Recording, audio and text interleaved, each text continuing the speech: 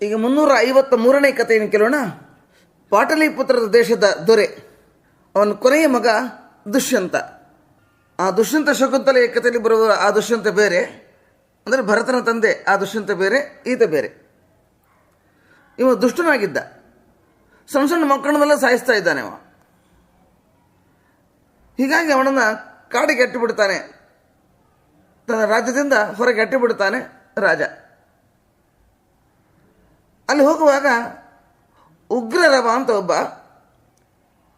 ತಪಸ್ವಿ ಅವನ ಮಗುವನ್ನು ಹಿಡಿದು ನೀರದಲ್ಲಿ ಮುಳುಗಿಸಿಕೊಂಡು ಸಾಯಿಸಿಬಿಡ್ತಾನೆ. ಇದರಿಂದ ಆ ಋಷಿಗಳು ಸಿಟ್ಟುಕೊಂಡು ಶಾಪ ಕೊಟ್ಟುಬಿಡ್ತಾರೆ, ನೀನು ನೀರಿನಲ್ಲಿ ಬಿದ್ದು ಪಿಶಾಚಿಯಾಗಿ ಹೋಗು, ಪ್ರೇತತ್ವವನ್ನು ಹೊಂದಂತ ಶಾಪ ಕೊಟ್ಟುಬಿಡ್ತಾನೆ. ಅವನ ನೀರಿನಲ್ಲಿ ಬಿದ್ದ, ಸತ್ತು ಹೋದ, ಪಿಶಾಚಿ ಆಗಿಬಿಟ್ಟ. ಆ ಪಿಶಾಚಿ ಅಗಸ್ತ್ಯರ ಮುಂದೆ ಬಂದು ತನ್ನ ಮುಕ್ತಗೊಳಿಸಬೇಕು ಅಂತ ಪರಿಪರಿಯದ ಪ್ರಾರ್ಥನೆ ಮಾಡಿಕೊಳ್ತಾನೆ. ಆಗ ಅಗಸ್ತ್ಯರು ತನ್ನ ಶಿಷ್ಯನನ್ನು ಕರೀತಾರೆ, ಸುತೀಕ್ಷ್ಣ ಅಂತ ಅವನ ಹೆಸರು.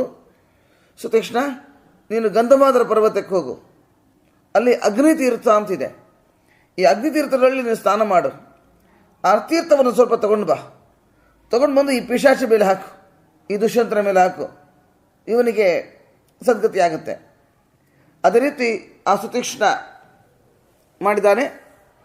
ಆ ತೀರ್ಥವನ್ನು ಆ ಪಿಶಾಚಿ ಮೇಲೆ ಪ್ರೋಕ್ಷಣ ಮಾಡಿದಾಗ ಪಿಶಾಚಿ ಜನ್ಮ ಹೋಯಿತು. ಅಗಸ್ತ್ಯರಿಗೆ ನಮಸ್ಕಾರ ಮಾಡಿ ಅಲ್ಲಿಂದ ಹೊರಟಿದ್ದಾನೆ.